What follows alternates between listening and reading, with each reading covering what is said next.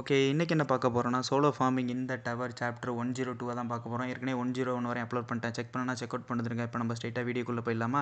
இப்போ ஸ்டார்டிங் சீன்ல வந்து என்ன காமிக்கிறாங்கன்னா, எல்லாருமே தூங்கிட்டு இருக்காங்க. ஏன்னா நாளைக்கு போயிட்டு மறுபடியும் பர்பிள் கலர் லோட்டஸை நிறைய தோக்கடிக்கணும். இவங்க தோக்கடிச்சா தான் இந்த 67வது ஃப்ளோரை கிளியர் பண்ண முடியும். இந்த நேரத்தில் நம்ம பூனை மட்டும் எந்திரிச்சு வெளில போகிறான். ஏன்னு பார்த்தீங்கன்னா, அவன் அளவுக்கு அதிகமாக சாப்பிட்டான். ஸோ அவனுக்கு தொப்பை போட ஆரம்பிச்சிருச்சு. நம்ம இனிமேல் வாக் பண்ணால் தான் நம்மளுக்கு நல்லது அப்படின்னு யோசிச்சுட்டு இருக்காங்க. அந்த நேரத்தில் நம்ம தவளை நண்பர்கள்லாம் இருக்காங்கல்ல, அவங்கெல்லாம் சேர்ந்துட்டு நம்ம பூனையை வந்து கிட்னாப் பண்ணிட்டு என்ன தெரியுமா சொல்கிறானுங்க, உன்னைய கொன்னாதான்டா மற்ற எல்லாருக்கும் என்னால் பழி வாங்க முடியும். உன்னால் எத்தனை பேர் என்னோட சபார்டினேட்ஸ் எத்தனை பேர் தெரியுமா செத்துருக்காங்க அப்படிங்கிற மாதிரி அவங்க பேச ஆரம்பிக்கிறாங்க. அந்த நேரத்தில் நம்ம பூனை சொல்கிறான், நான் ஒரு மிட் லெவல் வண்டரிங் மெர்ஜென்ட்ரா, என்னை விட்டுருங்கடா அப்படின்னு சொல்கிறாங்க. மற்ற ஃப்ராக்லாம் அவனை பார்த்துட்டு சொல்கிறாங்க, ஆமாம் உண்மையில் வண்டரிங் மெர்ஜென்ட் தான் அப்படிங்கிற மாதிரி சொல்கிறாங்க. நம்ம ஃப்ராக் வந்து கேட்குறான், எப்படி நீ அதை சொல்கிற அப்படின்னு கேட்கும்போது அந்த ஃப்ராக் வந்து சொல்கிறான், அவன் கழுத்தை பாருப்பா தம்பி, அவன் கழுத்தில் வந்து அந்த வண்டரிங் மெர்ஜென்ட் சிம்பிள் போட்டிருக்கு. ஸோ அதனால் அந்த கேங்கை சேர்ந்தவனாக தான் இருக்கணும் அப்படின்னு சொன்னோடனே எல்லாரும் உண்மைங்கிற மாதிரி நம்பிடுறானுங்க. அதில் சில ஃப்ராக் வந்து என்ன தெரியுமா கேட்குறானுங்க, இந்த இடத்துல விற்க வேண்டிய பொருட்கள்லாம் வாய்ப்பே கிடையாது, எவனும் வாங்கவும் மாட்டான். ஒன்று வந்துட்டு இந்த நீ வண்டரிங் மெர்ஜென்ட்னு சொல்கிறது பொய்யா இருக்கணும், இல்லைன்னா நீ திருட வந்திருக்கணும் அப்படின்னு சொல்லிட்டு திருட்டு படம் கட்டுறானுங்க. அந்த இடத்துலலாம் பூனை வந்து சொல்கிறான், டேய் இந்த சிகப்பு கலர் வெட்டுக்கிளியெல்லாம் உங்களை கொல்லுதுன்னு கேள்விப்பட்டு நானும் பிளாக் ட்ராகனும் சேர்ந்து தாண்டா இங்கே வந்தோம், நான் ஒரு பிளாக் ட்ராகனோட சபார்டினேட் அப்படிங்கிற மாதிரி சொல்கிறானுங்க.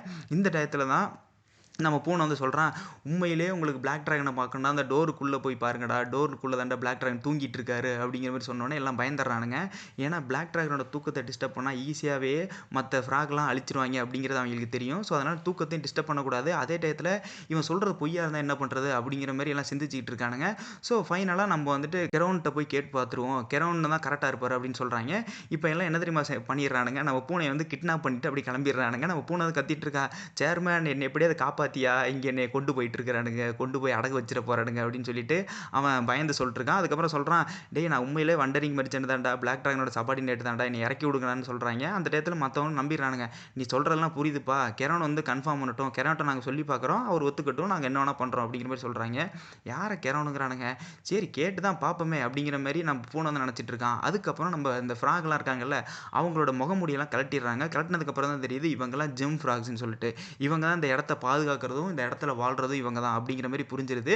இதுக்கப்புறம் பூனை வந்து சொல்கிறான், என்னை ஒழுங்கு மரியாதையே விட்டுருங்க, நான் எவ்வளோ பெரிய ஆள் தெரியுமாடா, என்ன தைரியம் இருந்தால் என்னை இதேமாரி கொண்டு வந்திருப்பீங்க, இதேமாரி பர்பிள் கலர் லோட்டஸ்லேருந்து உங்களை காப்பாற்ற வந்தால் என்னையை நீங்கள் பிடிச்சிட்டு வரீங்களா அப்படின்னு கத்திட்டு இருக்கான். அந்த நேரத்தில் தான் நம்ம கெரோன் வந்து எந்திரிக்கிறான். கெரோனுங்கிறது வேற யாரும் கிடையாது, இந்த ஜெம் ஃப்ராகோட கிங் தான் அவர். மற்றவங்கலாம் பார்த்துட்டு, கிங் நீங்கள் வந்துட்டீங்களா அப்படிங்கிற மாதிரி கேட்குறானுங்க. இவனாடா கிங்கு, அதில் பாதாளத்தில் சைஸில் இருக்கானடா அப்படிங்கிற மாதிரி நம்ம பூனை வந்து கலாச்சிட்டு இருக்கான். அதுக்கப்புறம் வந்துட்டு நம்ம கிங்கு கிட்ட எல்லாருமே வந்து சொல்கிறாங்க, இவன் தான் எல்லாத்துக்கும் காரணம் அப்படிங்கிற மாதிரி லைட்டாக போட்டு விட்டுறானுங்க. இது இவன் தான் காரணமா, என்ன தைரியம் இருந்தால் இந்த பர்பிள் கலர் லோட்டஸ் எல்லாம் எங்கள் ஏரியாக்குள்ளே விட்டுருப்ப அப்படின்னு சொல்ல ஆரம்பிக்கிறான். இவனும் தப்பாக புரிஞ்சுக்கிட்டானே, இங்கே ஒருத்தன் கூட புத்திசாலி இல்லையா அப்படிங்கிற மாதிரி பூனை பார்த்துட்டு இருக்கான். அதுக்கப்புறம் பூனை வந்து எக்ஸ்பிளைன் பண்ணுறான், தம்பி நீ மொதல் விஷயம் இங்கே தப்பாக புரிஞ்சிட்டு இருக்க, நான் ஒரு வண்டரிங் மெர்ஜென்ட், இருக்கலே ரொம்ப கிரேட்டஸ்டான ஒரு ஆள், என் மேலே கை வச்சுட்டு நீ ஒழுங்கு மரியாதை ஊடு போய் சேர முடியாது, ஒழுங்கு மரியாதையே என்னை இந்த மாதிரி சித்திரவதை பண்ணதுக்கு காசு கொடுத்துட்டு கிளம்பு அப்படின்னு சொல்கிறான். யாரை பார்த்தா காசு கேட்குற, இன்னோட செத்து போடா அப்படிங்கிற மாதிரி நம்ம கிங் வந்து அடிக்க வர்றான். அந்த டயத்தில் தான் வந்துட்டு நம்ம இன்னொரு ஜெம் ஃப்ராக் வந்து ஹெல்ப் பண்ணுறான். லார்ட் இவனை நீங்கள் தப்பாக புரிஞ்சுக்கிட்டீங்க, இவன் யார், நான் பிளாக் ட்ராகனோட சபார்டினேட் அப்படின்னு சொல்லும்போது, எது பிளாக் ட்ராகனோட சபார்டினேட்டா, ஐயோ என்ன தப்பு பண்ணிட்டோம் அப்படிங்கிற மாதிரி அவன் யோசிச்சுட்டு இருக்கான். அதுக்கப்புறம் அங்கே இருக்கவங்களாம் எக்ஸ்பிளைன் பண்ணுறாங்க, இதேமாரி பார்த்தீங்கன்னா இந்த பர்பிள் கலர் லோட்டஸ் அழிக்கிறதுக்கு தான் இவங்கெல்லாம் வந்திருக்கிறாங்க, இவங்க ஈஸியாகவே அழிச்சிட்றாங்களாம் அப்படிங்கிற மாதிரி சொல்கிறான். அது மட்டும் இல்லாமல் நமக்கு ஹெல்ப்ஃபுல்லாக இருப்பாங்க, நம்மளுக்கு ஹெல்ப் பண்ண தான் வந்திருக்காங்க அப்படிங்கிற மாதிரி சொல்கிறான்.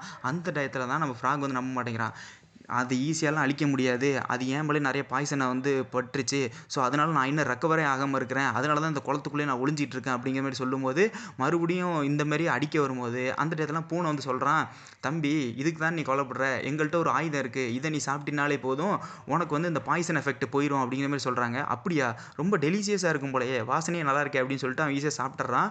அந்த டயத்தில் மற்ற ஃப்ராக்லாம் தடுக்கிறாங்க, சார் இதேமாரி என்ன ஏதுன்னு தெரியாத ஒரு பையனை நம்பி நீங்கள் சாப்பிட்றீங்களே, இது உங்களுக்கு நல்லா இருக்குமா அப்படிங்கிற மாதிரி யோசிச்சுட்டு இருக்காங்க. அந்த டயத்தில் அவன் சாப்பிட்டதுக்கப்புறம் அவன் லைட்டாக அப்படியே எவால்வ் ஆகிறான். அவனுடைய அந்த பாய்சன் எஃபெக்ட் இருக்குல்ல, ஏற்கனவே நிறையா இதை கொண்டிருப்பான், ஆனால் அந்த கொன்னதோட பாய்சன் எஃபெக்ட் அவனுக்குள்ளே இருந்திருக்கும்.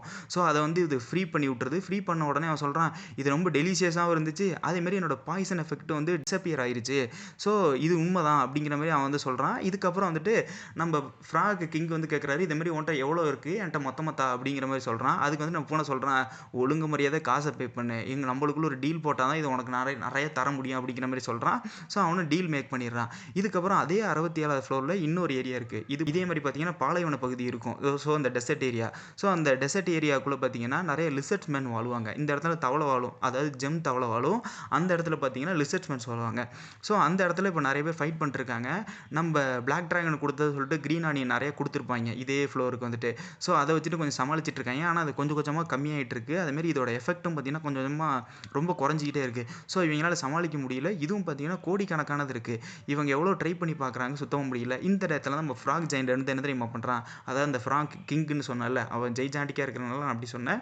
ஸோ அவன் வந்து என்ன தெரியுமா பண்ணுறான், மொத்தத்தையும் அப்படியே ஒரே நாக்கில் போட்டு சாப்பிட்றான். சாப்பிட்டதுக்கப்புறம் யோசிக்கிறாங்க, என்னடா அவன் ஒரே அடியில் இவ்வளோதையும் கொண்டுட்டான். அதுக்கப்புறம் அவன் சொல்கிறான் ரொம்ப டெலிஷியஸாக இருக்குது. ஆனால் என்ன அவன் கொடுத்த லெவலுக்கு இல்லை, ஆனால் இதுவும் டெலிஷியஸாக இருக்குன்னு சொல்லி சாப்பிட்டுட்டு இருக்கான்.